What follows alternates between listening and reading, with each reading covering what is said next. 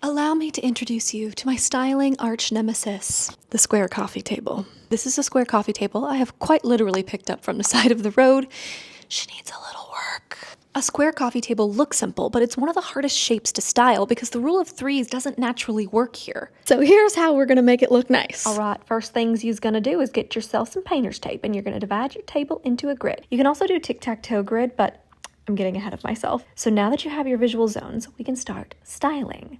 I always like to use coffee table books because, duh. Everything else here is just random stuff I had around my house. So you'll want to grab items that will add height and then some items that will feel grounding. I'm using this vintage glass bottle to add height, but you could use candlesticks or a vase with flowers.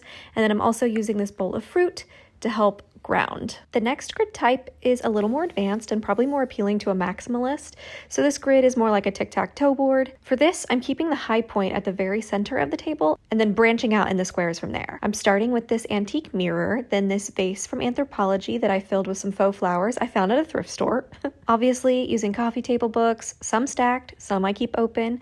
I like adding different textures like glass and this basket, and I love adding something sculptural or like a wild card, like this absolutely ridiculous fish ceramic. Once you've styled everything and balanced it out the way you like, remove the painter's tape and enjoy your beautifully styled square coffee table. Hope this helped.